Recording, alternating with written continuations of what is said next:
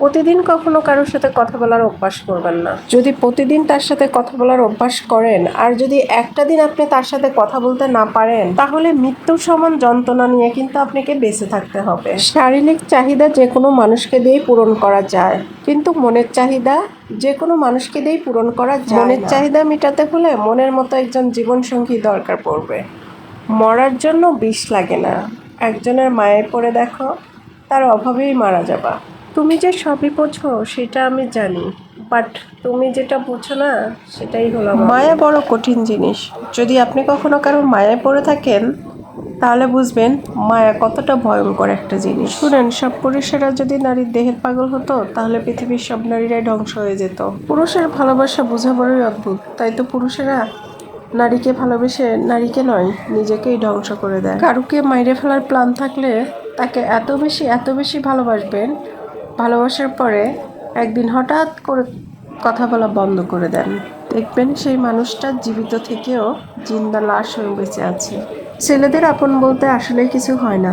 ছেলেদের পকেটে যদি টাকা না থাকে তাহলে প্রেমিকা কেন, নিজের ফ্যামিলিও তাকে দাম দেয় না। ভিডিও কল দাও, তোমাকে একটু দেখবো। কোনো কথা বলবো না, চুপচাপ তোমাকে দেখবো। একটি ছেলে একটি মেয়েকে কতটা ভালোবাসলে এ ধরনের কথা বলতে পারে?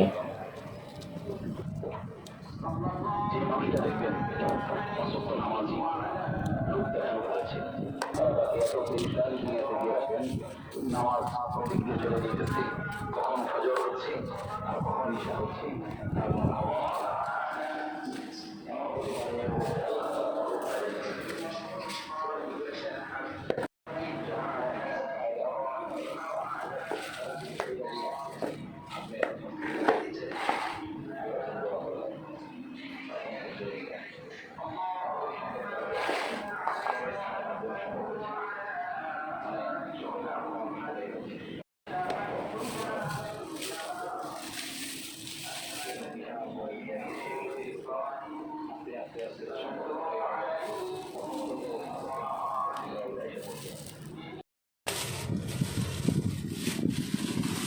বাজে 11টা, এখন নিয়ে আসছে মাছ।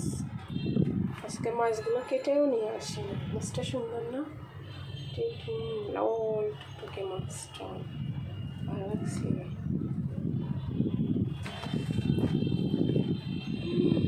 তাজা মাছ, তাজা মাছগুলো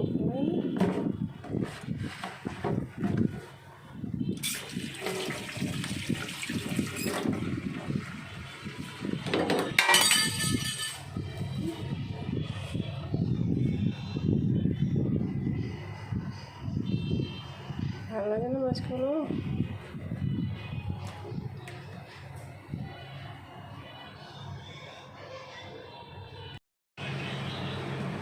অনেকদিন পরে মাছ কাটলাম, কারণ ইদানিং তো বাজার থেকে মাছ কেটেই নিয়ে আসে, তাও আবার অনেক রাত্রে।